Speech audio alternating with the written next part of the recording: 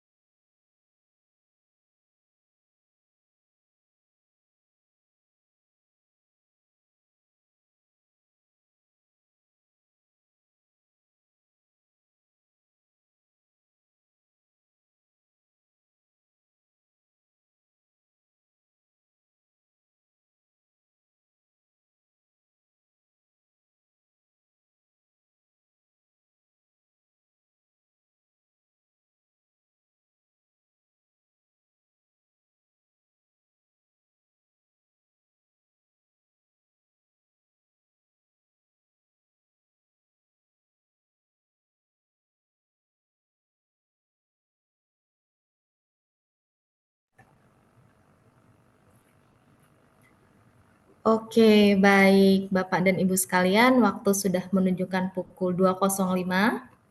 Kita akan mulai saja webinar kita pada siang hari ini ya Bapak dan Ibu sekalian. Sebenarnya saya akan menyapa dulu nih Bapak dan Ibu. Selamat siang Bapak dan Ibu sekalian. Selamat datang di acara webinar Kupas Tuntas Aturan Tarif Efektif Rata-Rata atau TER PPh 21. Sebelumnya saya mengucapkan terima kasih kepada Bapak dan Ibu sekalian yang telah meluangkan waktunya untuk mengikuti acara webinar kita pada siang hari ini. Perkenalkan, saya Retno, yang pada siang hari ini akan memandu Bapak dan Ibu sekalian selama acara berlangsung. Pada webinar kita siang hari ini, kita akan ada 2 pembicara yang tentunya sudah handal ya di bidangnya masing-masing. Yang pertama ada Bapak Piki Purwanto. Bapak Piki Purwanto merupakan seorang tax konsultan yang memiliki perusahaan yang bergerak di bidang konsultan keuangan dan pajak PT Solusi Konsultindo Sejahtera, serta beliau menjabat sebagai Direktur Keuangan PT Aviana Sinar Abadi Tbk. Kemudian pembicara kita yang kedua ada Mas Fazrin Yuliansyah. Beliau selaku Business Development di Mekari Talenta. Baik, Bapak dan Ibu sekalian, mungkin Bapak dan Ibu sudah tidak sabar ya dengan untuk mendengarkan materi kita pada siang hari ini. Sebelum masuk ke materi, izinkan saya untuk membacakan agenda pada siang hari ini. Oke, next.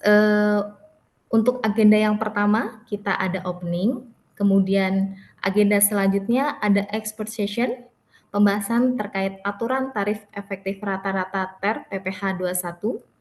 Agenda selanjutnya ada produk intro dari Mekari Talenta, perubahan perhitungan tarif PPh 21 TER di Talenta. Kemudian ada Q&A dan discussion session, kemudian kita ada closing. Nah, mungkin opening tadi sudah kita lakukan, maka kita akan melanjutkan ke agenda selanjutnya yaitu expert session. Sebelum kita masuk ke materi, Bapak dan Ibu sekalian, jika nanti pada saat pemaparan materi atau pada saat speaker kita menyampaikan materi, jika Bapak dan Ibu sekalian memiliki pertanyaan, silahkan untuk menuliskan pertanyaan Bapak dan Ibu sekalian di kolom Q&A. Nah, sebagai bocoran nih, untuk penanya dan juga peserta teraktif, nantinya kita akan ada nih reward sedikit hadiah ya untuk tiga orang pemenang masing-masing ada voucher OVO senilai Rp50.000. Lumayan ya untuk sekedar jajan ataupun ngopi di sore hari. Baik, tidak berlama-lama, mungkin kita akan lanjut ke sesi selanjutnya, yaitu aturan tarif efektif rata-rata atau TER PPh 21 yang akan disampaikan oleh Bapak Piki Purwanto. Kepada Bapak Piki Purwanto, kami persilahkan. Ya, baik. Terima kasih Mbak Retno. Sebelum dimulai presentasi, saya mau berterima kasih juga kepada teman-teman yang sudah hadir dan menyempatkan waktu seperti yang disampaikan Mbak Retno tadi, sehingga acara ini bisa berjalan. Dan kepada tim Makari yang sudah membantu persiapan event webinar ini juga terima kasih banyak. Oke, perkenalan untuk saya pribadi sudah disebutkan oleh Mbak Retno, jadi saya tidak perlu mengulang, saya cukup menyebutkan nama saya aja lah ya.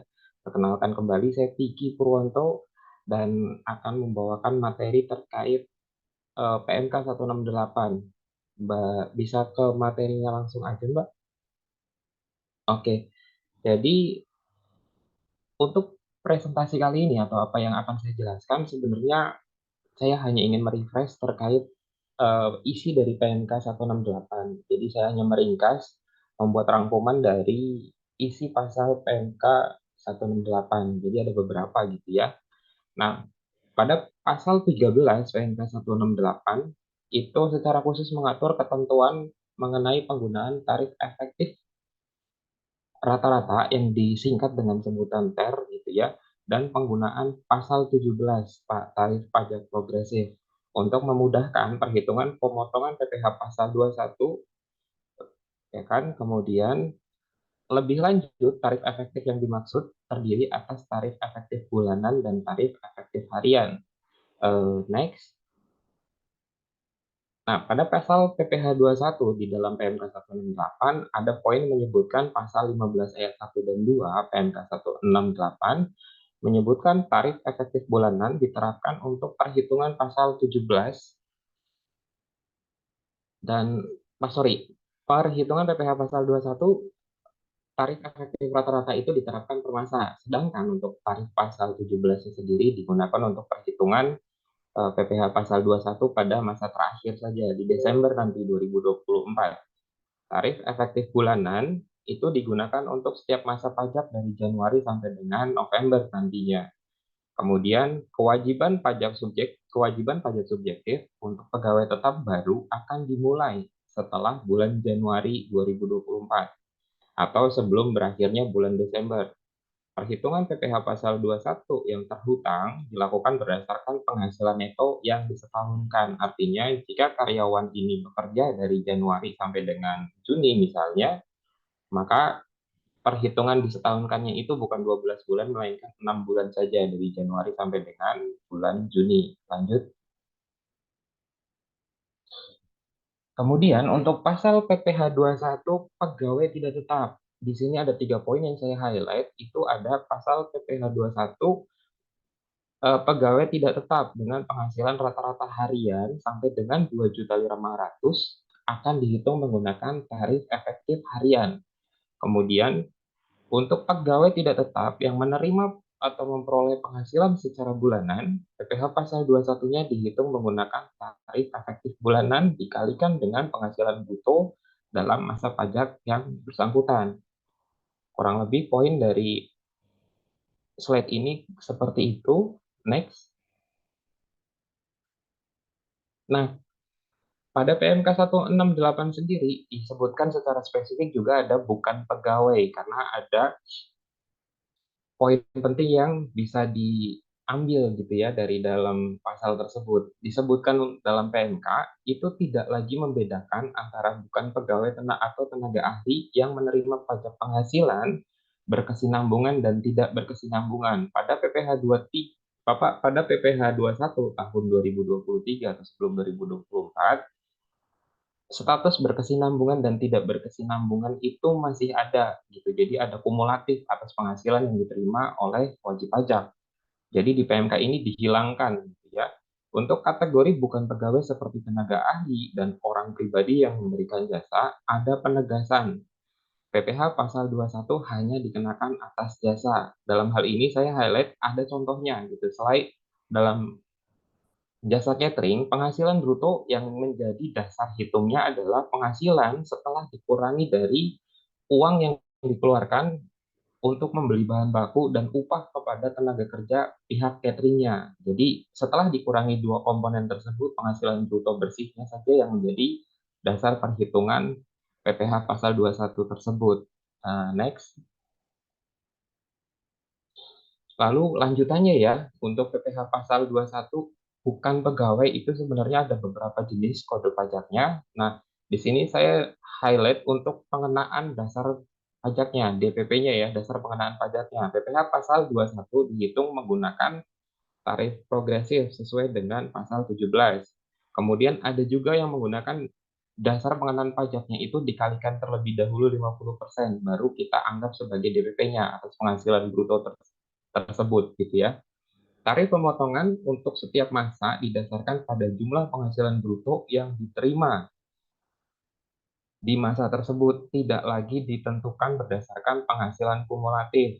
Jadi yang dikhawatirkan nanti adalah ketika si wajib pajak ini melaporkan SPT tahunannya pada nanti dia di Maret 2025 gitu. Karena ada perbedaan. Setiap wajib pajak yang mendapat penghasilan atas bukan pegawai tersebut, misalnya penghasilannya dia adalah 10 juta, tarif pengenaannya itu hanya 5%. Sedangkan kalau di SPT pribadi itu kita kumulatif dari 10 juta ini kali 12. Maksudnya Januari, Februari si wajib pajak tersebut mendapat penghasilan juga. Jadi ada perbedaan nanti, bisa kurang bayar yang nilainya bisa lebih besar nantinya yang dikhawatirkan. Jadi nanti untuk penjelasan lebih lanjut atau ada pertanyaan kita nanti bahas lebih detail di Q&A gitu ya. Bisa geser ke slide berikutnya, Mbak. Nah, poin penting lagi dalam PMK 168 itu ada zakat, di mana di PPh 21 tahun-tahun sebelumnya zakat ini tidak disebutkan. Sedangkan di PMK 168 2023 zakat ini secara khusus disebutkan, menegaskan gitu ya, malahan menegaskan bahwa pemberi kerja bisa memperhitungkan zakat yang dibayarkan pegawai atau pensiunan sebagai pengurang penghasilan bruto karyawan. Ini merupakan peraturan baru karena sebelumnya komponen zakat hanya dihitung di SPT orang pribadinya saja. Jadi di tahunannya saja gitu ada kolom khusus zakat yang disetorkan ke badan zakat. Nah, ketentuan tersebut berlaku juga untuk sumbangan keagamaan yang sifatnya wajib bagi pemeluk agama yang diakui di Indonesia selama dibayarkan melalui Badan Amil Zakat, Lembaga Amil Zakat, dan lembaga keagamaan yang disahkan pemerintah. Jadi kalau teman pajak ini melakukan zakat ke masjid atau ke gereja dengan uang pribadi, itu tidak menjadi pengurang atau tidak menjadi pemotong penghasilan bruto yang bersangkutan gitu ya. Lanjut.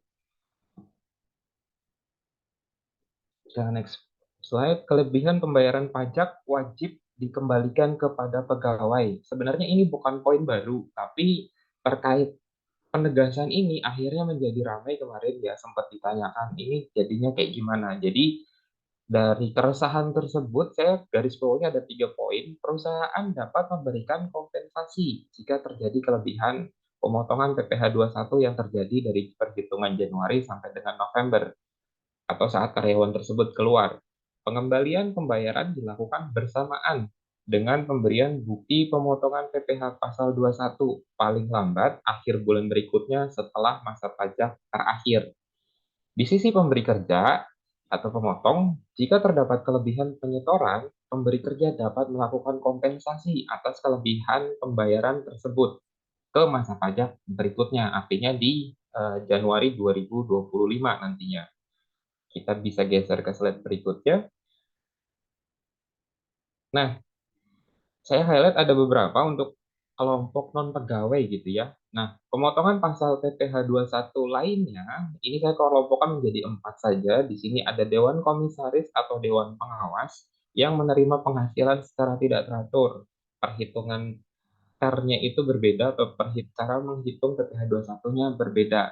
Di sini dihitung menggunakan tarif efektif bulanan dikalikan dengan penghasilan bruto dalam satu masa pajak tersebut. Nah, untuk pasal PPh 21 lainnya lagi di sini ada peserta kegiatan dihitung menggunakan tarif pasal 17 dikalikan dengan penghasilan yang diterima. Kemudian ada pegawai yang melakukan penarikan dana pensiun. Ini perhitungannya menggunakan tarif pasal 17 dikalikan dengan uang pensiun yang dicairkan oleh karyawan tersebut, gitu ya. Lanjut ke mantan pegawai, di sini mantan pegawai artinya ya, sebelumnya pernah bekerja di perusahaan tersebut, kemudian melakukan sesuatu ke perusahaan tersebut sehingga mereka mendapatkan penghasilan dari perusahaan tersebut. Untuk mencari PPh 21-nya dihitung menggunakan tarif pasal 17 dikalikan dengan penghasilan yang diterima pada bulan tersebut. Kurang lebih itu saja untuk highlight dari PMK 168, di mana ini adalah ringkasan-ringkasan yang saya ambil, yang saya garis bawahi supaya ini merefresh juga buat teman-teman pajak, sehingga ini bisa mengingatkan kembali gitu ya fungsi dan hitungan yang akan digunakan terkait penghasilan, baik itu pegawai tetap ataupun bukan pegawai di perusahaan tempat Bapak atau Ibu bekerja atau yang dimiliki. Kurang lebih seperti itu aja. Terima kasih banyak. Kembali ke Mbak Retno. Oke, baik. Terima kasih banyak Pak Vicky untuk sharing knowledge-nya. Cukup menambah wawasan ya untuk kita semua terkait dengan aturan tarif efektif rata-rata ini. Sekali lagi saya ingatkan kepada Bapak dan Ibu sekalian yang ingin menanyakan sesuatu terkait dengan apa yang sudah dipaparkan, boleh Bapak dan Ibu sekalian tulis di kolom Q&A yang nantinya akan kita bahas pada Q&A session. Nah, selanjutnya kita akan masuk ke materi yang selanjutnya, yaitu perubahan perhitungan tarif PPh 21 TER di Mekari Talenta yang akan dibawakan oleh Mas Fazrin Yuliansyah. Kepada Mas Fazrin kami persilahkan. Ya, terima kasih Mbak Retno. Selamat siang Bapak Ibu, rekan-rekan semuanya. Mungkin saya ingin memperkenalkan diri kembali. Saya Fazrin Yuliansyah, biasa dipanggil Fazrin. Saya Business Development dari Mekari Talenta. Mungkin di kesempatan kali ini saya akan menjawab ataupun menjelaskan ya terkait dengan bagaimana sih sistem Mekari Talenta ini mengadaptasi perhitungan terbaru PPh 21 tarif efektif rata-rata atau yang disingkat TER. Next. Oke, nah di sini saya rangkum, mungkin tadi udah dijelaskan secara detail dengan Pak Piki ya. Di sini saya ingin merefresh saja sih poin penting yang ada di PP nomor 58 tahun 2023. Yang pertama itu adalah pasal 2 ayat 1, di sini menjelaskan untuk PTKP statusnya. Next. Lalu di pasal 2 ini kita bagi menjadi ada 3 kolom nih. Pertama itu adalah terkait dengan pasal 2 ayat 2, di mana tarif pemotongan ini dibagi menjadi 2, yaitu tarif bulanan dan juga harian. Di ayat 3-nya, tarif efektif bulanan dikategorikan berdasarkan PTKP statusnya. Lalu di ayat 4, kategori itu dibagi menjadi 3, ter A, ter B, dan juga ter C yang sudah dikelompokkan. Nah, di pasal 5, peraturan pemerintah ini sudah berlaku di 1 Januari tahun 2024, yang artinya ini sudah berlangsung untuk perhitungan pajak PPh 21 TER-nya. Next. Nah, mungkin kalau misalkan Bapak Ibu saat ini menghitung PPh 21-nya secara manual, pastinya Bapak Ibu pun harus lebih detail lagi nih untuk menangkap komponen gaji yang memang nantinya akan dimasukkan ke masing-masing kolom ini, ter A, ter B, dan juga ter C, supaya menyocokkan dengan persentase tarifnya. Next. Untuk penggunaan Talenta sendiri, kami sudah mengadaptasi perhitungan PPh 21 TER ini, dan dari sisi Talenta pun kami mengautomasi perhitungan PPh 21 karyawan, jadi nantinya itu akan lebih mudah. Di sini ada salary type juga, di mana dengan pemilihan monthly ataupun daily, di sini pun nanti akan secara otomatis dari sisi sistem kami melihat ini akan dikelompokkan ke tarif efektif rata-rata yang bulanan atau yang hariannya. Lalu selanjutnya. Nah, di sini pun dari PTKP status kami sudah provide dari TK0 sampai TK3, sehingga Bapak Ibu nanti tinggal memilih saja PTKP status menyesuaikan dengan status karyawan itu masing-masing. Next. Lalu dari sisi metode perhitungan pajak pun di sini juga cukup dipilih saja metode perhitungan pajak yang berlakukan kepada karyawan gross, gross up atau net. Next-nya, lalu selanjutnya tax status pun sama. Jadi di sini kami tidak hanya menghitungkan pegawai tetap saja. Pegawai tidak tetap, ekspatriat, tenaga ahli, dewan komisaris, sampai dengan tenaga kerja lepas, itu dapat kami hitungkan pajaknya secara otomatis. Di dalam pilihan-pilihan ini sudah ada formula di dalam sistem kami yang pastinya sudah menerapkan dengan peraturan terbaru dari pemerintah ataupun DJP. Nah, lalu selanjutnya, nah, selain kita bantu hitungkan pajak PPh 21-nya, Mekari Talenta pun akan menyediakan report-report yang sangat komprehensif, mulai dari tax detailnya. Lalu selanjutnya tax detail per employee-nya itu juga nanti akan kami sediakan juga, jadi Bapak Ibu bisa melihatnya. Next-nya, dari sisi pelaporan pajak bulanan 1721, itu juga kami sediakan juga di sini, di next. Nah, di sini nantinya dari format PDF ataupun next-nya dalam format CSV, itu kami sudah sediakan juga beserta dengan bukti potong final ataupun tidak finalnya. Beserta juga nantinya form A1 yang biasa dilaporkan oleh seluruh karyawan di setiap tahunnya, itu sudah kami provide juga, dan menariknya, di Mekari Talenta ini, setiap form tersebut nanti akan langsung masuk ke akun karyawan masing-masing. Jadi Bapak Ibu akan lebih meminimalisir penggunaan kertas di perusahaan juga pastinya. Oke, next-nya. Next lagi. Nah, selain payroll dan juga PPh 21, Mekari Talenta juga menyediakan fitur-fitur lainnya nih. Umumnya memang ini digunakan untuk HR. Jadi mulai dari strategic HR sampai dengan proses administrasi itu sudah ada di dalam satu sistem yang bernama Mekari Talenta ini. Dan juga untuk Mekari Talenta, kita adalah web-based dan juga application-based system. Jadi nantinya itu dapat diakses melalui aplikasi yang sudah tersedia di Google Play ataupun di App Store, di mana karyawan itu bisa melihat slip gajinya, lalu mereka bisa melakukan absensi, sampai dengan mereka bisa melakukan pengajuan-pengajuan. Next-nya. Nah, ini portofolio kami sampai dengan saat ini sudah lebih dari 3.500 perusahaan yang sudah menggunakan Mekari Talenta dari berbagai macam sektor industri juga pastinya. Mulai dari yang skalanya itu micro sampai dengan ke enterprise company itu dapat kami akomodir. Dan juga dari Sumatera hingga Papua itu sudah banyak yang sudah menggunakan Mekari Talenta ini. Next-nya. Nah, ini sekian ya mungkin pemaparan terkait dengan sistem Mekari Talenta. Secara singkatnya, nanti kalau misalkan Bapak Ibu ingin mengeksplor lebih lanjut terkait dengan sistem talentanya ini, Bapak Ibu bisa menghubungi saya di kontak yang tertera di layar sebelah kiri Bapak dan Ibu. Oke, terima kasih atas waktunya. Silakan Mbak Retno untuk dilanjutkan. Oke, terima kasih banyak Mas Fazrin untuk update-nya. Jadi, salah satu keunggulan dari Talenta mungkin ini adalah Talenta ini selalu up to date ya Bapak Ibu terhadap, peraturan pemerintah. Jadi Bapak dan Ibu sekalian ini nggak perlu, pusing-pusing nih mikirin perhitungan pajaknya secara manual, karena di Talenta kita sudah terhitung secara otomatis. Seperti itu ya Mas Fazrin ya? Oke, Yes, betul banget. baik, Bapak dan Ibu sekalian, untuk sesi materi kita sudah dipaparkan ya oleh Pak Piki dan juga Mas Fajrin, maka kita akan masuk nih ke sesi Q&A yang mungkin sudah mulai, cukup banyak ya pertanyaan-pertanyaannya. Beberapa pertanyaan, 5 pertanyaan sudah dijawab secara, type ya, sudah dijawab secara type. Kemudian ada pertanyaan-pertanyaan yang belum terjawab. Mungkin aku mohon Pak Piki dan Mas Fajrin untuk open kamera, untuk kita sama-sama membahas, Q&A-nya gitu ya. Oke, jadi, silakan Bapak dan Ibu jika masih ada pertanyaan yang ingin ditanyakan boleh paralel, dituliskan saja di kolom Q&A, nanti kita akan bahas satu persatu. Dan untuk penanya terbaik, kita akan berikan nih voucher OVO senilai Rp50.000 untuk 3 orang pemenang.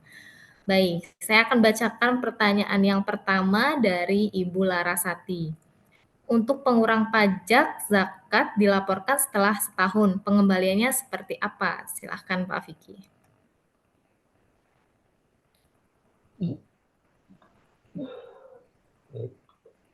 Ya, untuk Ibu Larasati, pengurangan pengurangan pajak zakat dilaporkan setelah setahun, pengembaliannya seperti apa? Setahu saya, untuk zakat sendiri itu bukan eh, apa namanya, bukan pengurang di SPT PPh satu untuk tahun sebelumnya.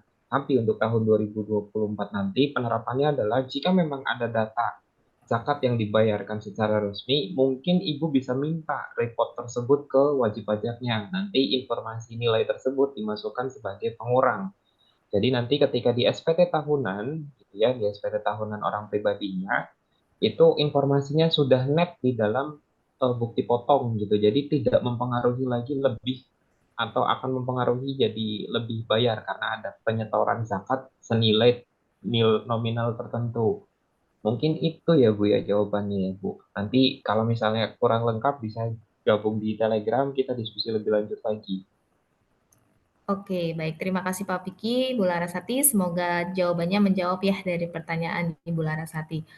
Oke, next ini dari Ibu Septian. Izin bertanya Pak, untuk menghindari lebih bayar, apakah bisa dilakukan pembayar PPh 21 diglobalkan 1 tahun? Jadi tidak perlu membayar tiap bulan. Silahkan Pak. Diglobalkan 1 tahun, artinya mau dirapel mungkin gitu ya, yang saya tangkap. Itu Iya, boleh betul. saja gitu ya. Kalau menurut saya sih boleh saja dilakukan untuk menghindari kondisi yang Bapak maksud atau Ibu maksud ya. Tapi gini, yang perlu digarisbawahi adalah dalam PMK-nya sendiri itu sudah diekspektasi bahwa dalam perhitungannya sendiri muncul lebih bayar. Tapi pada kondisi tertentu, dalam arti di akhir tahun nanti atau di masa pajak terakhir karyawan tersebut bekerja, perhitungan PPh 21-nya itu sudah tidak menerapkan TER lagi kan. Artinya, perhitungan PPh 21 ketika disetahunkan nanti itu sudah menerapkan PPh pasal 17, sorry, undang pasal 17 di mana kita menggunakan tarif progresif atas penghasilan wajib pajak yang bekerja dari masa tertentu gitu ya atau yang sudah disetahunkan. Jadi otomatis lebih bayar yang muncul gitu ya atau nilai negatif yang muncul kita bisa net off kan dengan apa yang sudah dibayarkan dari periode karyawan tersebut bekerja sampai dengan karyawan tersebut berhenti bekerja atau sampai dengan periode perhitungan Januari November. Maka secara hitungan setelah disetahunkan seharusnya itu memperbaiki nilai PPh 21 yang terhutang seharusnya gitu karena sudah diterapkan perhitungan yang benar dalam arti sudah menerapkan pasal 17 gitu. Tidak lagi dilibatkan dalam perhitungan tersebut, Bu. Gitu ya. Kurang lebih seperti itu aja. Jadi kita net off kan di perhitungan terakhirnya di tahunkannya tersebut. Gitu, Bu. Oke, semoga menjawab ya Bu Septian. Oke, next Pak Vicky ada dari Bu Uti. Selamat siang Bapak dan Ibu. Jika karyawan TK 0 dengan gaji di bawah 5,4 juta, berarti PPh-nya 0. Apakah perlu dibuat ibu potnya ya Pak ya, bukti potongnya? Ya, Terus jika nanti ada lebih bayar, apakah akan dilakukan pemeriksaan seperti halnya PPh badan? Silahkan Pak Vicky. baik. Untuk lebih bayar gitu. Untuk lebih bayarnya kemungkinan tidak ada gitu ya karena kita sudah dikoreksi dengan perhitungan pasal 17-nya nanti di akhir masa pajak gitu. Terkait karyawan TKN 0 dan gaji di bawah 5,4 harusnya kan dia TER-nya 0%, betul yang disebutkan di pertanyaan. Pertanyaannya dibuat atau tidak bobotnya, kita tetap buat, Bu. Kita tetap buat karena berdasarkan e-Bupot yang sudah rilis dari DJK Online, itu kita tetap bisa masukkan informasi walaupun gajinya ataupun TER yang dikenakan itu 0%.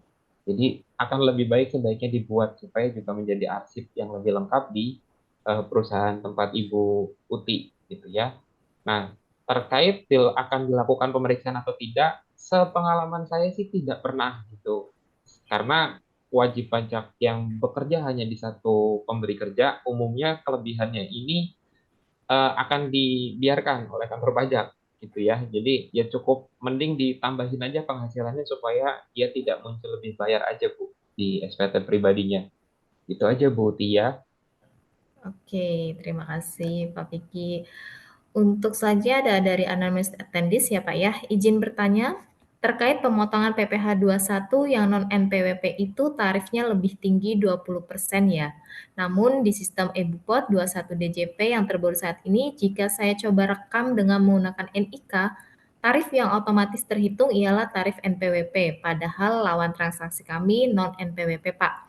Apakah ada solusinya, Pak? Karena sebagian besar karyawan kita masih non-NPWP. Silahkan, Pak Vicky. Baik, untuk siapapun ini namanya lah ya.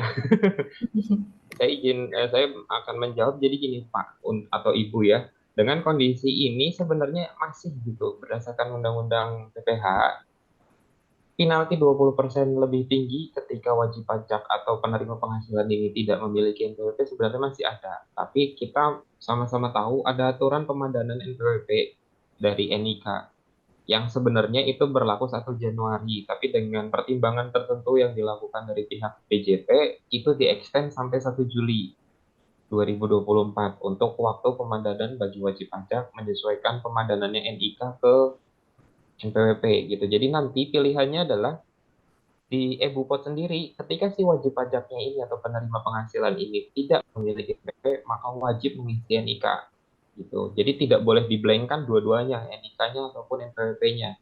Kalau misalnya memang tidak memiliki NPWP, wajib diisikan NIK-nya supaya ke bawah atau formula yang dipakai di DJP online di aplikasi tersebut, eBupotnya itu berjalan dan bisa create bukti potongnya dan menghitung PPh 21 yang seharusnya terhutang atas penghasilan yang diterima si wajib pajak tersebut.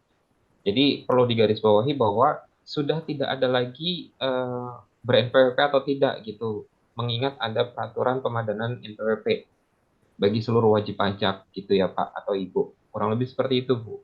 Pak. Oke, terima kasih Pak Piki. Oke, next dari Pak Tony. Siang Pak, kalau ada lebih bayar di bulan Desember, apakah bisa dikompensasikan ke bulan berikutnya? Jawabannya bisa. Jawabannya bisa Pak Tony ya. Oke, cukup jelas ya Pak ya, Cukup jelas langsung terjawab. pertanyaannya gitu ya. Cukup jelas pertanyaannya dan jawabannya cukup jelas. Oke, next dari Bu Nisa. Siang, kalau untuk perhitungan karyawan non-NPWP, apa ada perbedaan dari cara perhitungan PPh 21-nya? Kalau secara umum tidak, Bu Nisa ya. Secara umum tidak ada perbedaan. Kalau dulu iya, ada penalti 20%. Tapi melihat dari eBupot di DJP Online, itu sudah harus memilih atau kita harus menginput antara NPWP atau NIK. Jadi sudah tidak ada perbedaan perhitungannya, Bu ya. Kalau dulu sebelum 2024 dan keluarnya PMK 168 masih ada perbedaan, yaitu nilai PPh 21 yang terhutang lebih besar 20%. Itu aja Bu Nisa. Oke, terima kasih Pak Vicky. Kita next ke Pak Prasetyo. BPJS TK beban perusahaan apakah menjadi objek bruto PPh 21? Untuk sebelum TER ini, saya tidak memasukkan objek tersebut dalam komponen bruto PPh 21. Mohon pencerahannya Bapak. Oke, dari secara aturannya sih BPJS TK dan kesehatan sendiri ada unsur penambah bruto dan pengurang bruto. Kurang lebih ya poinnya itu untuk penambah sendiri ada BPJS di bagian tenaga kerja itu ada JKK, JKM, kemudian ada JHT 2% itu sebagai pengurang, ya kan? Kemudian untuk BPJS Kesehatan ada dua komponen yang 4% dan 1%. 4% ini itu menambah penghasilan bruto bagi karyawan, tapi tidak menambah penghasilan karyawan atau take home pay-nya gitu ya. Jadi perlu digarisbawahi di situ. Jadi misalnya ada nilai 4% 250.000 itu tidak menambah penghasilan yang diterima karyawan, tapi menjadi penambah bruto atas perhitungan PPh 21. Nah, untuk pengurangnya sendiri itu hanya ada dua unsur, CHT 2% dan JP 1%. Itu pun setahu saya ada beberapa perusahaan yang tidak membayar atau tidak memilih mengaktifkan JP-nya atau JHT-nya gitu. Jadi hanya mengambil JKK dan JKM ini saja. Terkait apa tadi Pak Prasetyo menyebutkan bahwa pada tahun sebelumnya tidak melibatkan perhitungan tersebut. Nanti akan bermasalah sih Pak kemungkinan ya gitu. Ketika ada pemeriksaan objek atau biaya BPJS atau yang di laporan laba ruginya itu disebutkan ada biaya BPJS baik TK ataupun kesehatan, sedangkan dicocokkan dengan bruto PPh 21 yang terlapor selama 2023, ketika direkonsile ini tidak muncul, nilainya selisih, mungkin akan jadi pertanyaan sih ya. Jadi siapkan dulu jawabannya Pak dari sekarang. Khawatir diperiksa aja atau ditanya. SP2DK itu cukup mengagetkan ya Mbak Retno ya. Iya, betul Pak. Oke. Dan untuk BPJS sendiri dari Mekari mungkin bisa dijelaskan kali ya teknisnya atau perhitungannya. Mungkin gitu. Jadi bisa disebutkan perhitungannya masuknya seperti apa atau itu udah otomatis dari Pak Fajrin mungkin bisa menambahkan. Ya, baik. Terima kasih Pak Piki. Jadi dari sisi Mekari Talenta sendiri terkait dengan BPJS, baik TK ataupun kesehatan, dari sisi perhitungan itu kami sudah otomasi juga. Namun dari sisi komponen dari BPJS itu sendiri pun nanti kita bisa klasifikasikan lagi kira-kira apa saja yang nanti masuk ke dalam perhitungan ataupun tidaknya. Contohnya misalkan dari BPJS Kesehatan itu ada maksimal itu ada 5 orang ya di dalamnya. Apabila memang lebih dari 5 orang itu akan dikenakan biaya. Nah, jadi hal-hal seperti itu pun itu nanti dapat uh, di-set juga di sistem talentanya sehingga ketika nanti proses perhitungannya kami otomasi itu sudah sesuai dengan kebijakan yang memang diberlakukan di perusahaan. Nah, mungkin itu Oh, sih terkait dengan BPJS. oke, baik Mas Fajri, terima kasih. Ini mungkin ada satu pertanyaan yang lewat chat ya Mas ya, terkait dengan talenta nih. Izin bertanya Pak, perusahaan saya juga pengguna talenta. Untuk tarif PPh satu terbaru ini akan mulai muncul di bulan berapa? Iya. Silakan Mas Fajri. Terkait dengan PPh 21 Ter, ini sudah otomatis kita update di sistem. Jadi per tanggal 1 Januari dari sisi perhitungannya pun itu kita sudah mengikuti peraturan terbaru yaitu PPh 21 Ter ini sih Pak atau Ibu gitu. Oke, berarti memang per Januari ya, sesuai dengan regulasinya pemerintah ya Mas Fajrin ya? Yes, betul Mbak Retno. Ayo teman-teman pakai talenta, udah otomatis. Oke, terima kasih Mas Fajrin. Oke, next kita ke pertanyaan selanjutnya ada dari Bu Endang. Mau tanya, jika di salah satu bulan ada bonus, bagaimana perhitungan tarif ternya di bulan tersebut? Silakan Pak Vicky. Baik, untuk Ibu Endang terkait bonus ataupun adanya THR ataupun tunjangan hari raya lainnya, itu otomatis langsung menambah penghasilan bruto di bulan tersebut gitu ya Bu. Tapi ada perbedaan nanti jika THR Natal itu umumnya kan di Desember ya maksudnya karena memang Natal ada di tanggal 25 Desember, maka perhitungannya itu sudah mengikut di masa pajak terakhir. Jadi THR ini udah langsung masuk perhitungan pasal 17. Jadi itu udah langsung mengakumulasi bisa dibilang. Tapi kalau misalnya THR atau bonus ini muncul di masa Januari sampai dengan November, maka itu sudah otomatis menambah bruto di masa bulan tersebut saja gitu sih Bu Endang. Oke, baik. Mudah-mudahan menjawab ya Bu Endang. Terima Ya. kasih. Oke, next dari Bapak Sofiana Barus. Selamat siang. Jika kita menggunakan metode gross up dan pajak ditanggung pemberi kerja dan ada kelebihan bayar, apakah kelebihan bayarnya tetap mesti diinfo dan dikembalikan kepada karyawan? Baik, kalau untuk ini, kalau misalnya metodenya adalah gross up ya, baik di perusahaan Bapak Sofian Barus ini, maka tidak perlu diinfo Pak. Kita diem-diem aja. Karena kita sudah menanggung PPh 21-nya. Beda dengan PPh 21 yang kita potongkan ke take home pay-nya si karyawan. Itu karyawan pasti akan bisa dibilang konfirmasi ataupun bahkan sampai marah-marah gitu. Itu hak saya kembalikan gitu mungkin ya. Jadi kalau misalnya perusahaan sudah menanggung, itu kita tidak perlu menginformasikan apapun ke wajib pajak. Karena kita sudah menanggung dan menyatakan di awal ketika karyawan tersebut bekerja, PPh yang muncul atas penghasilan yang diterima bagi karyawan itu ditanggung perusahaan. Jadi hak yang akan diterima bagi karyawan Pak Sofiana Barus ini adalah bukti potongnya saja.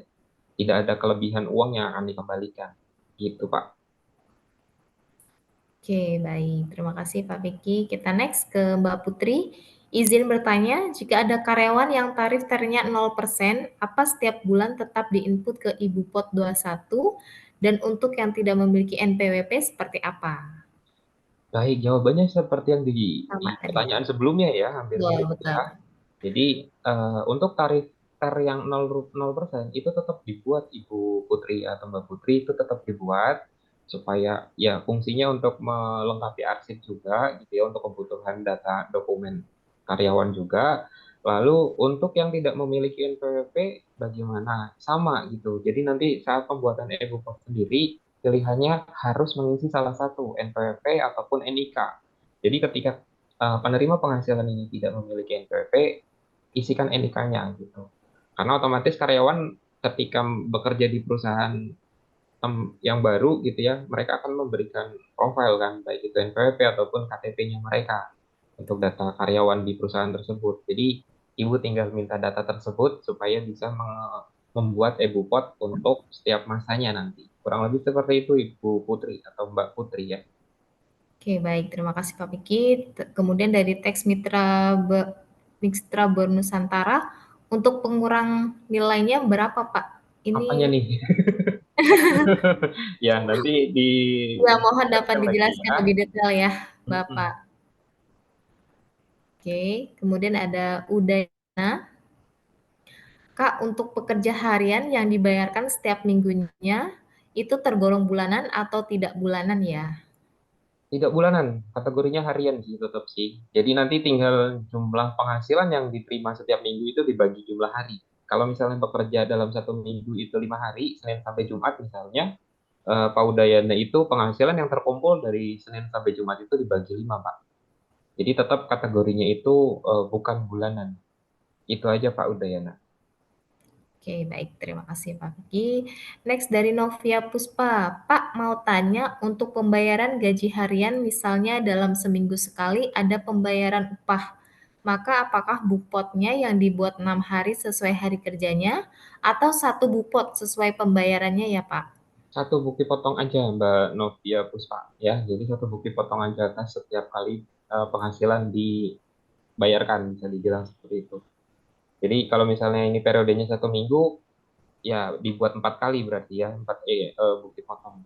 Kalau misalnya memang penerapannya harian gitu, jadi perhitungannya setiap minggu sekali Mbak Novia membuat bukti potong atas penghasilan satu minggu si penerima penghasilan. Itu aja sih.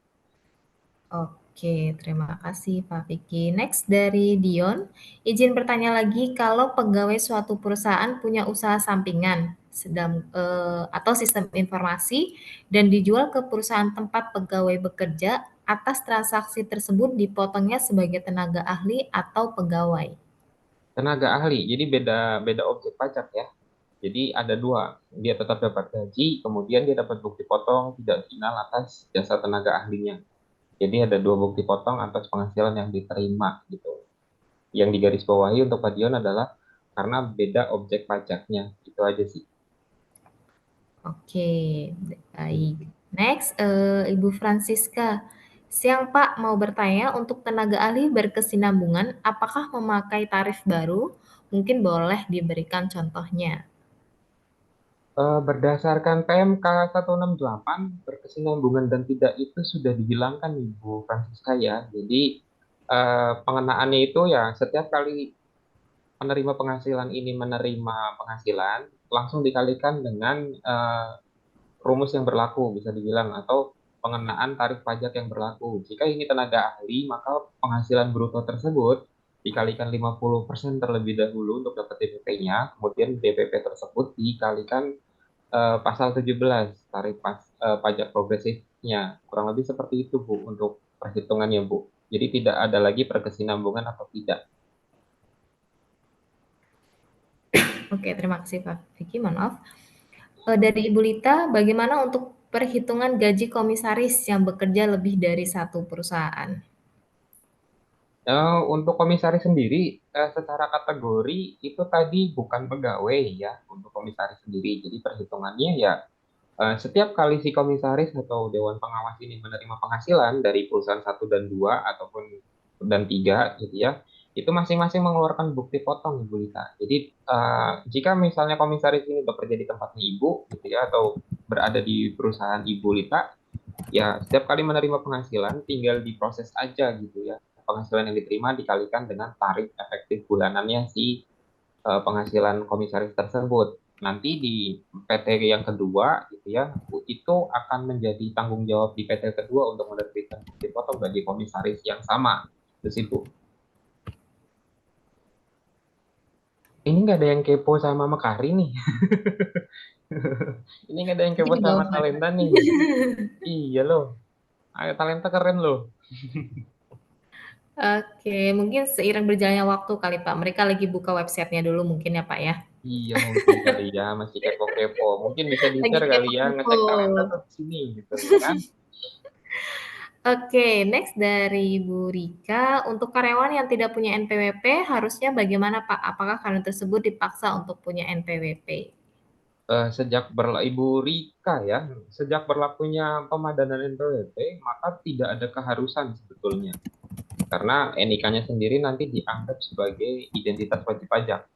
Jadi tidak ada keharusan untuk memaksa karyawan tempat ibu bekerja gitu ya, tempat ibu Rika untuk membuat NPWP. Tapi akan lebih baik jika memang ada kesadaran bagi penerima penghasilan untuk membuat NPWP gitu sih.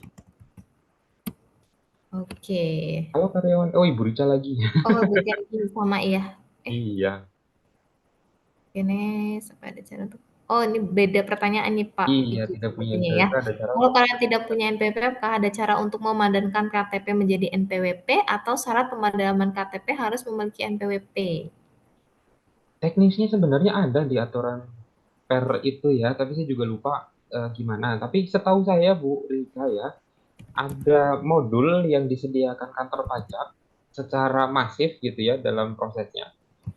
Itu karyawan yang tidak memiliki NPWP, perusahaan mendaftarkan diri ke KPP tersebut untuk menerima modul, bisa dibilang modul ya, tambahan gitu atau software. Nanti perusahaan Ibu Rica itu memasukkan data-data karyawan yang tidak memiliki NPWP. Nanti secara masif prosesnya dilakukan di kantor pajak, itu akan diidentifikasi atau akan diterbitkan pemadanan gitu. Jadi outputnya nanti adalah si NIK-nya itu akan tervalidasi menjadi NPWP. Kurang lebih seperti itu yang saya tahu dari teman di beberapa kantor pajak terkait prosedur perusahaan melakukan pemadanan data karyawan gitu ya supaya memiliki identitas wajib pajak. Jadi silakan hubungi kantor pajak terdaftar bagian PWP badannya, kemudian konsultasikan bagaimana cara melakukan pemadanan secara masif gitu untuk perusahaan tempat Ibu Rika. Kurang lebih seperti itu aja Ibu. Oke, terima kasih Pak Piki. Wah, antusiasnya tuh banyak sekali nih Pak Piki pertanyaannya. Iya Luar banyak. biasa dari teman-teman ya Pak ya. Mudah-mudahan Ya, kita cukup nih waktunya untuk menjawab pertanyaan-pertanyaan ya Pak. apa yo? Ayo dong kepoin talenta dong. Oke, next ini dari Pak Budi. Namun Pak, berdasarkan informasi terbaru kan akan berlaku efektif sejak 1 Juli 2024. Nah, itu bagi yang karyawan kami yang masih melakukan pemadanan alias non NPWP, bagaimana solusinya untuk membuat bukti potongnya karena tarifnya masih otomatis tarif NPWP.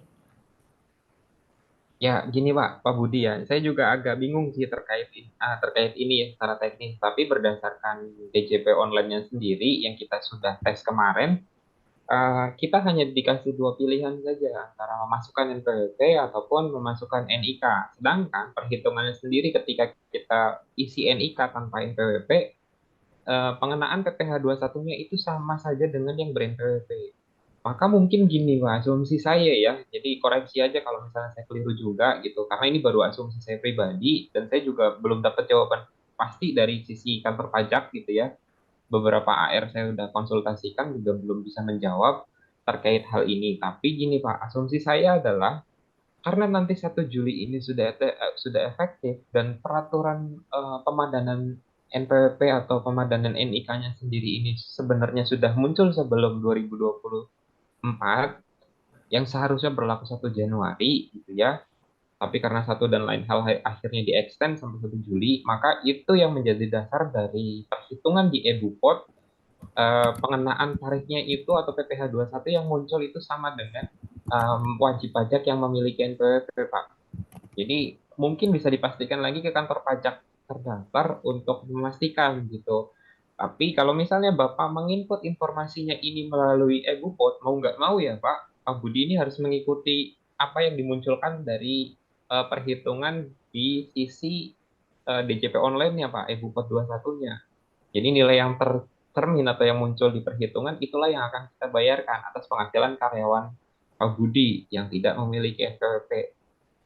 Yang perlu digarisbawahi itu aja sih Pak. Jadi Pak Budi perlu make sure lagi aja gitu ya. Tapi aturannya sendiri untuk pemadanan itu sebenarnya berlaku 1 Januari Pak 2024. Tapi ada extend untuk prosesnya karena ternyata cukup antusias juga mereka yang melakukan pemadanan karena emang nggak mau bikinin PWP aja sih mungkin ya. Jadi itu yang dilakukan, konfirmasi sama AR, kemudian apa yang muncul di e-Bupot itulah yang akan harus dibayar sama Pak Budi. Itu aja Pak. Oke, thank you Pak Vicky. Ini tadi sudah Pak Budi. Mm-mm. Kita next ke Pak Herfandi Chava. Selamat siang Pak. Jika karyawan yang penghasilan neto kurang dari PTKP dan ada THR di pertengahan tahun pasti akan lebih bayar ya. Dan tanya lagi, benarkah pernyataan berikut ini? Untuk PPh 21 yang ditanggung perusahaan secara korporat lebih bayar per individu akan diserap oleh karyawan lain yang kurang bayar. Jadi formulir 1721A1 untuk yang bersangkutan akan dibuat nihil.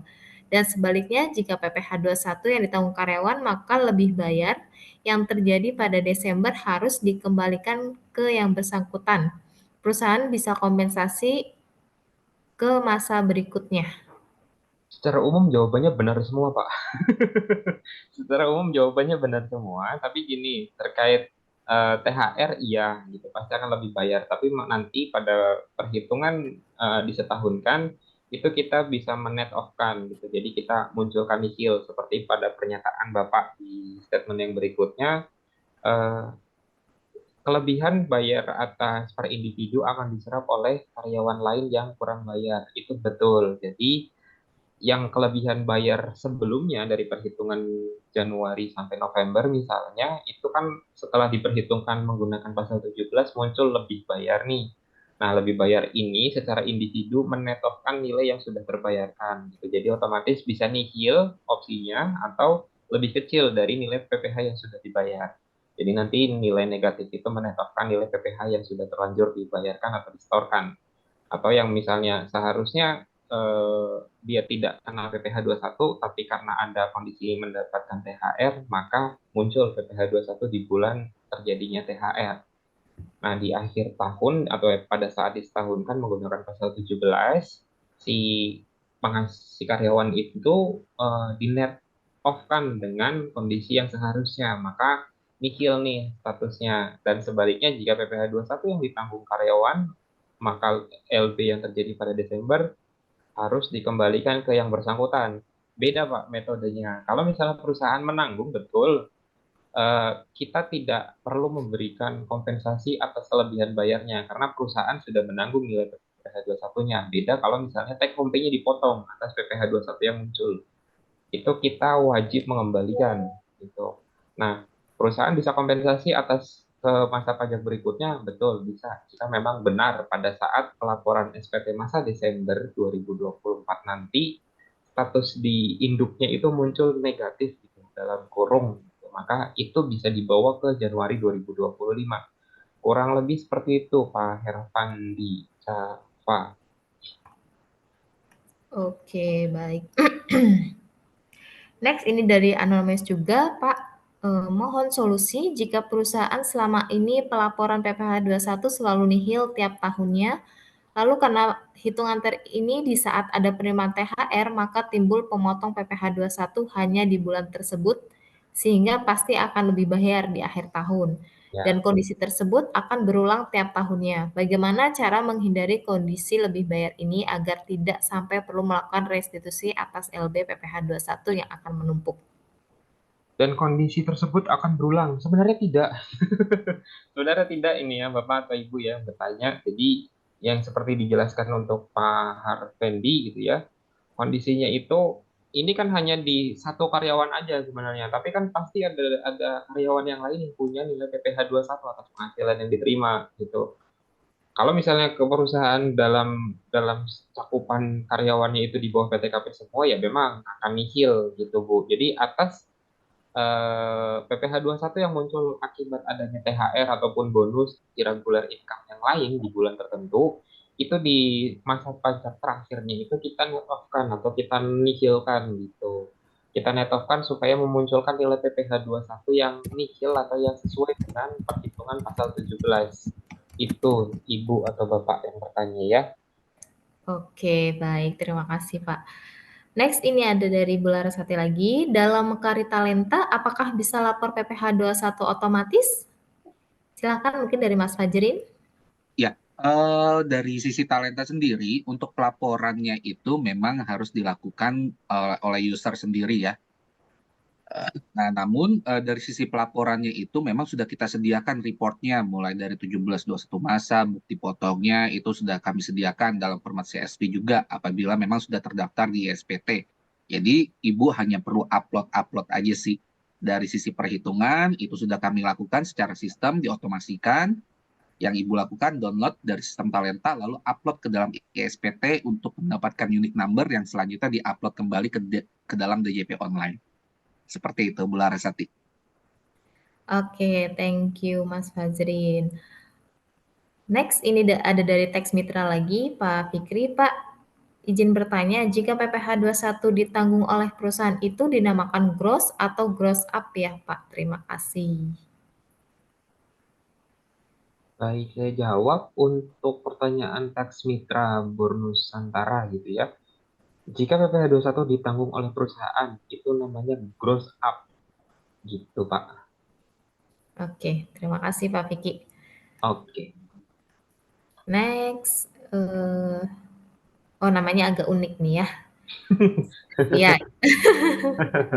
Oke, Pak Fikri, kebetulan nih kalau kita lihat di Q&A, cukup banyak pertanyaan-pertanyaan dari teman-teman sekalian, Pak. Sedangkan waktu kita yang cukup terbatas, mohon izin dari Pak Fikri, kira-kira kita mau batasinkah pertanyaannya atau bagaimana, Pak?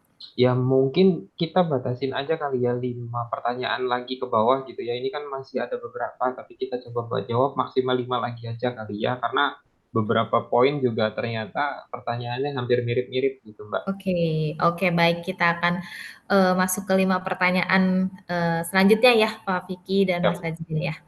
Oke baik, pertanyaan selanjutnya Pak izin bertanya untuk hitungan BPJS Kesehatan jika full ditanggung oleh perusahaan maka untuk dicantumkan penghasilan bruto cukup 4% ya Pak. Untuk 1% gimana Pak? Akan terjadi selisih di perhitungan PPh dengan take home pay-nya ya Pak? BPJS Kesehatan jika full ditanggung perusahaan, maka dicantumkan penghasilan bruto. Iya, kan gini Pak, untuk si kalau misalnya ditanggung seluruhnya sama perusahaan untuk BPJS Kesehatan, maka take home pay-nya itu tidak dikurangi dengan yang 1% seharusnya. Gitu, untuk yang 1% ini gimana Pak? Akan terjadi selisih perhitungan PPh dengan take home pay-nya. Seharusnya tidak gitu, karena si take home pay-nya itu tidak dikurang dengan yang 1% seharusnya Pak sia-sia atau Ibu sia-sia gitu ya. Jadi yang menambah penghasilan bruto tapi tidak menambah penghasilan yang diterima karyawan itu yang 4% gitu. Jadi yang 1% ini kalau memang ditanggung juga sama perusahaan seharusnya si karyawan ini tetap mendapatkan take home pay yang full gitu. Jadi tidak perlu dikurang. Ada beberapa perusahaan yang take home pay-nya ini dikurang dengan 1%.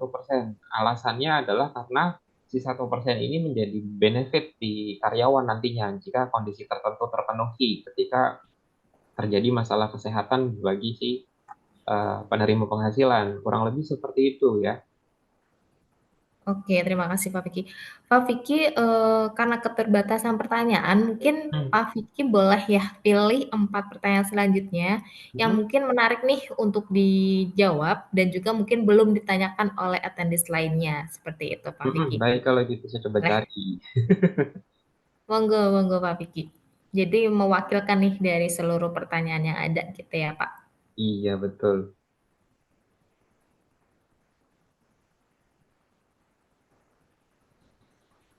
Mungkin dari tim talenta mau ada yang dipilih juga.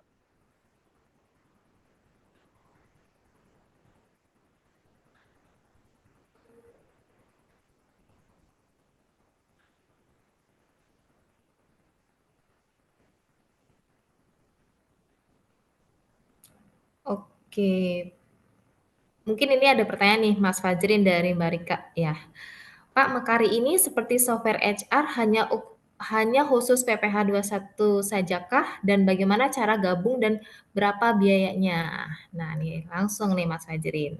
Oke, baik. Terima kasih Bapak atau Ibu Rika ya. Jadi dari sisi talenta, kami menyediakan software sebenarnya end-to-end HR sistem untuk HR itu sendiri. Jadi mulai dari data karyawan, lalu jadi dari sisi pengajuan-pengajuan dan di mana kami menyediakan aplikasi juga untuk semua karyawan. Lalu dari sisi payroll itu kita bantu kalkulasi secara otomatis mulai dari gaji pokok, lalu juga ada potongan ataupun tunjangan BPJS sampai dengan keperhitungan PPh 21-nya. Nah, di samping itu kita juga menyediakan report-report juga yang sangat komprehensif. Nah, di samping dari administration of HR tadi yang tadi saya sampaikan, kita juga ada strategic HR fiturnya juga, yaitu berupa KPI, lalu ada rekrutmen juga. Gitu. Nah, terkait dengan biaya, itu kami sangat fleksibel ya, Bapak ataupun Ibu Rika. Jadi kami melihat dari sisi total karyawan yang ada di perusahaan itu ada berapa banyak dan dari skop kebutuhan dari perusahaan itu tersendiri terhadap sistem kami itu sejauh apa kebutuhannya. Nah, nanti barulah eh, harga tersebut akan keluar gitu. Dan untuk bergabung mungkin nanti saya akan menghubungi Bapak ataupun Ibu Rika ya untuk discuss lebih lanjut. Saya izin untuk menghubungi mungkin nanti. Oke, baik. Terima kasih banyak Mas Fajrin Ya. ya Mas ya untuk penjelasan singkatnya terkait dengan talenta. Mungkin 3 pertanyaan terakhir, Pak Vicky apakah sudah menentukan atau masih scrolling nih Pak Vicky? Ini baik, ini masih masih ada satu nih. Dicoba mungkin Pak Budi lebih dijelaskan kali ya terkait yang ini. Sudah bertanya ke kering pajak gitu ya. Pak Budi mungkin bisa bertanya langsung kali ya Pak di apa di resen atau nyalain kamera untuk bisa ngobrol langsung gitu Pak. Jadi silakan disampaikan pertanyaannya. Mungkin dari tim Mekari juga bisa bantu nantinya. Gitu. Mungkin bisa di cover secara teknis di Mekari atau talentanya. Silakan Pak Budi ya, bisa bertanya langsung kali ya. Di sini Pak Budi menyampaikan bahwa sudah bertanya kepada KPP dan kering pajak, namun jawabannya masih belum bla bla bla gitu.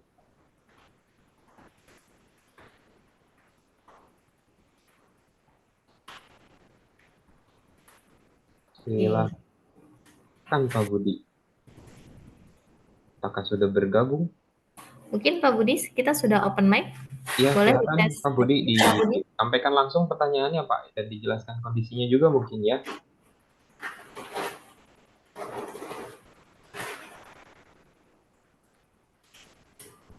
Halo, siang Pak Budi. Halo, siang Pak Budi.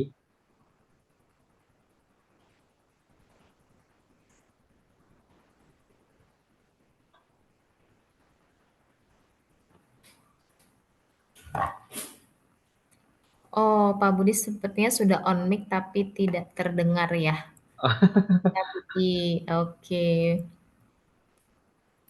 Tidak Suaranya terdengar belum Pak belum Budi. masuk Pak. Iya, belum masuk Pak suaranya Pak Budi.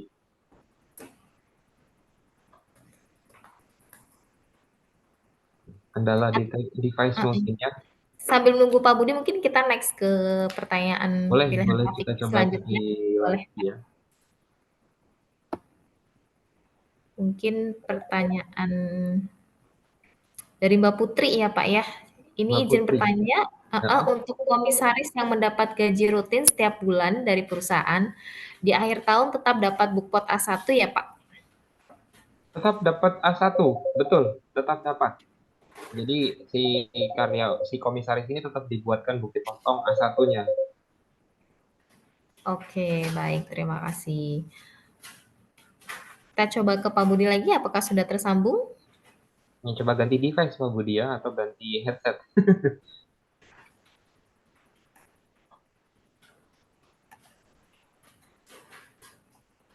Pak Budi. Halo Pak Budi, mungkin bisa pinjam Halo? headset temannya.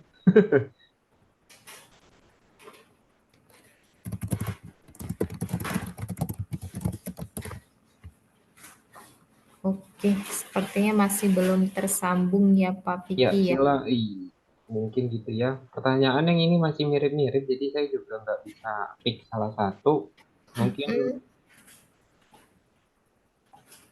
Hmm, oke, soalnya mungkin terakhir Pak. ya terakhir ya Oke, mungkin dari ini Pak Wisnu coba dinyalakan. Mungkin ya di sini dia bilang di gross up atau non gross up dikarenakan di kantor kami ini gajinya utuh. Gitu. Maksudnya utuh bagaimana dan mungkin bisa dijelaskan lebih detail kali ya. Jadi kita dapat kondisinya juga Pak Wisnu. boleh Pak Wisnu, silahkan kami sudah coba open mic-nya. Halo. Halo, kecil Pak Halo, suaranya Pak Wisnu Pak. Oke. Halo Pak, Ya, siap, siang. iya Pak. Ya, saya, apakah kedengaran Pak suara saya Pak? Jelas. Oke. Ya jadi gini Pak, di kantor kami itu kan apa gajinya itu kan misalkan ya untuk direktur anggaplah 8 juta dan Mm-mm, itu kami itu punya alokasi dana memang untuk BPJS tenaga kerja. Jadi eh, para pegawai para pegawai kami yang 7 orang ini mm-mm.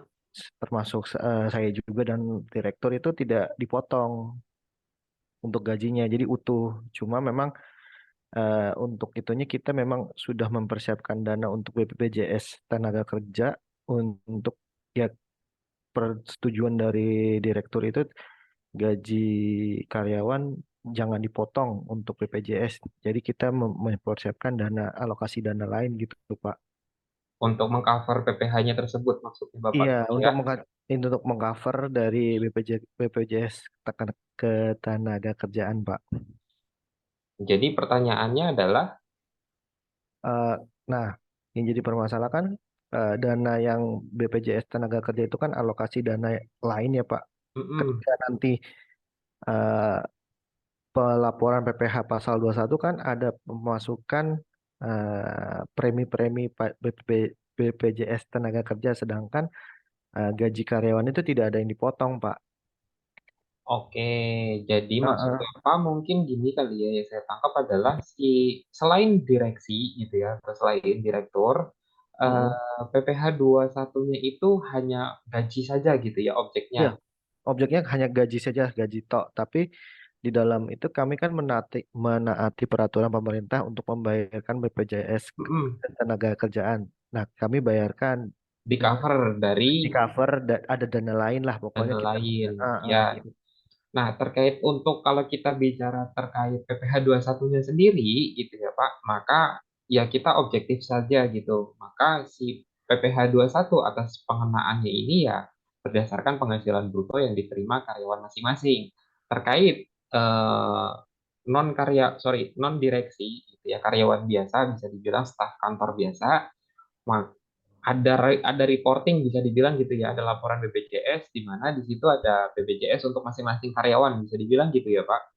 Iya, ada Pak ya. Jadi yang saya downloadin dari BPJS Ketenagakerjaan tuh kita eh, Ada isinya semua gitu ya. iya ada Padahal semuanya lah. ya Kita padahal bayarkan. secara real take home pay-nya itu mereka tidak mendapatkan eh, rincian tersebut bisa dibilang seperti itu ya. Iya, Maka secara perhitungan BPh satu objektifnya adalah laporan yang muncul di BPJS tersebut itu Bapak tarik dan masukkan ke tabel hitung Pak. kenapa Pak? Maka laporan yang muncul dari laporan BPJS TK-nya, JKK, JKM, JHT-nya itu informasi tersebut Bapak masukkan ke tabel hitung atau ke EBUPOT, Pak. Karena nanti ketika proses rekonsiliasi, jika memang ada perbedaan, itu akan lebih sulit gitu, Pak. Nanti biaya Bapak bisa dikoreksi secara fiskal khawatirnya. Karena Gitu. ada perbedaan nih antara bruto PPh satu setahun dengan bruto beban gaji, itu bisa dibilang, Pak. Jadi Hmm. nanti atas selisih tersebut dikhawatirkan akan dikoreksi oleh pihak pajak jika ditemukan gitu. Tapi balik lagi, kalau nominalnya terlalu kecil sih mungkin akan dibiarkan gitu ya Pak. Jadi ya ada baiknya gitu ya. Apa yang tercantum di BPJS TK karena otomatis juga terintegrasi antara BPJS begitu dengan database-nya DJP Hmm. akan lebih baik Pak Bapak itu menginput seluruh informasi yang ada di BPJS gitu. Kalau Hmm. misalnya nanti ada efek timbul lebih bayar pada kondisi tertentu ketika ada irregular income yang lain, misalnya THR di bulan tertentu atas pada sebelumnya misalnya JKK JKM ini tidak menimbulkan PPh 21 gitu ya pada hitungan per bulan, Mm-mm. tapi pada saat Bapak memasukkan THR atau irregular income yang lain, bonus, komisi, dan sebagainya, muncul PPh 21, nanti Bapak tinggal settlement aja di masa pajak terakhir, Pak, disetahunkan ketika perhitungan menggunakan pasal 17. Jadi otomatis si wajib pajak ini tetap nihil, Pak. Hmm. Itu kurang lebih. Oke, Semoga Pak. menjawab, Pak ya. Ini baik, Pak. Ini karena ada alokasi dana itu, Pak. Jadi kami juga bingung gitu, Pak. Ya, dikhawatirkan sih itu aja sih, Pak. Walaupun tadi Bapak sudah bilang ada alokasi beban khusus, biaya BPJS atau biaya asuransi, ini Mm-mm. dikhawatirkan ketika direkonsiliasi dengan data pajak berbeda, efek selisihnya itu yang dikhawatirkan akan dikoreksi secara pajak. Itu akan otomatis merugikan di pelaporan perhitungan PPh badannya nanti, Pak. Hmm. Gitu. Ya, oke, Pak.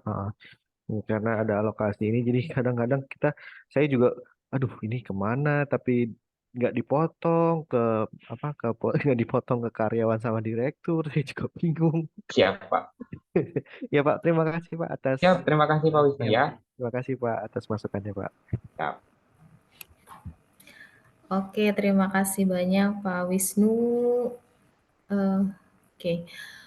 Pak Vicky, Ya, Bapak dan Ibu sekalian, mungkin ini waktunya sudah menunjukkan 3.15 ya. Ini antusias dari teman-teman cukup tinggi sekali nih Pak Vicky dan Mas Fajrin. Cuman kita sayang ya adanya keterbatasan waktu nih teman-teman sekalian. Mungkin nextnya kalau memang ada pertanyaan bisa ke grup Telegram ya Pak Vicky ya Pak ya. ya betul. Jadi nanti diskusi lebih lanjut, misalnya ada pending pertanyaan gitu ya, bisa gabung di Telegram untuk ngobrol-ngobrol. Oke, baik-baik. Terima kasih Pak Piki. Nah, tidak terasa nih Bapak dan Ibu sekalian, kita sudah hampir di penghujung acara kita. Tapi mungkin sebelum ke penghujung acara, nantinya kita akan ada pemenang ya, penanya terbaik. Untuk 3 orang pemenang yang mendapatkan voucher OVO senilai Rp50.000 untuk 3 orang pemenang. Namun sebelum kita mengumumkan nih siapa pemenangnya, kami mau minta waktu dari Bapak dan Ibu sekalian 2-3 menit untuk pengisian form survei kita supaya kedepannya acara-acara webinar kita ada peningkatan kualitas seperti itu ya Bapak dan Ibu.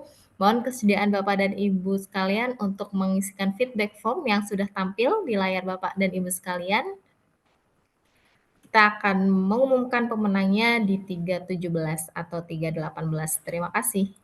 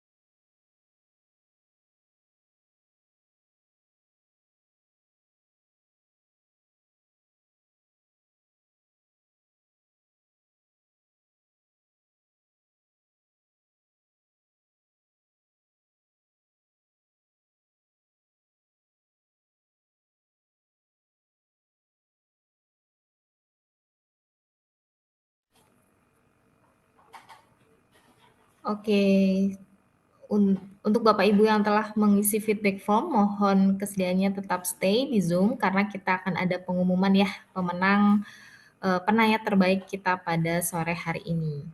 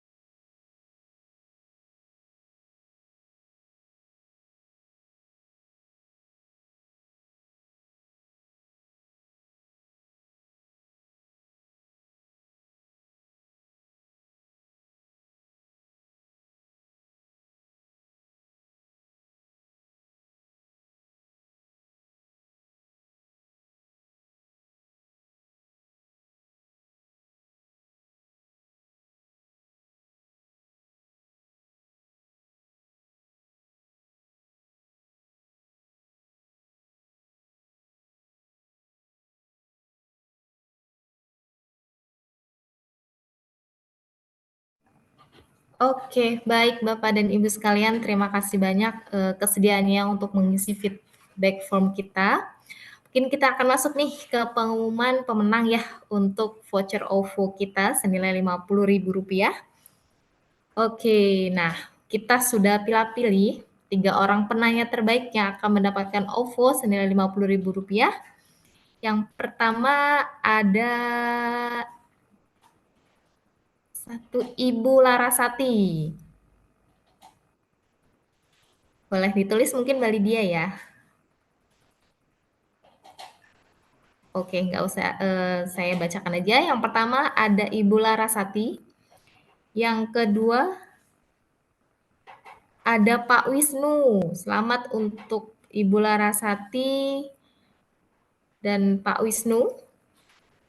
Dan yang ketiga kita ada Ibu Rika. Oke, selamat kepada para pemenang giveaway kita pada sore hari ini. Mohon nanti untuk para pemenang kita akan hubungi ya terkait dengan nomor mana yang akan kita berikan OVO-nya. Baik, Bapak dan Ibu sekalian, kita sudah berada di penghujung acara. Terima kasih banyak saya ucapkan kepada Bapak Ibu yang telah meluangkan waktunya, dan saya mewakili panitia webinar pada sore hari ini, mengucapkan mohon maaf yang sebesar-besarnya jika dalam webinar kita masih ada kesalahan dan ada hal-hal yang kurang berkenan di hati Bapak dan Ibu sekalian. Saya akhiri, selamat sore Bapak Ibu sekalian, sampai jumpa di acara webinar kita selanjutnya. Salam sehat selalu Bapak dan Ibu sekalian.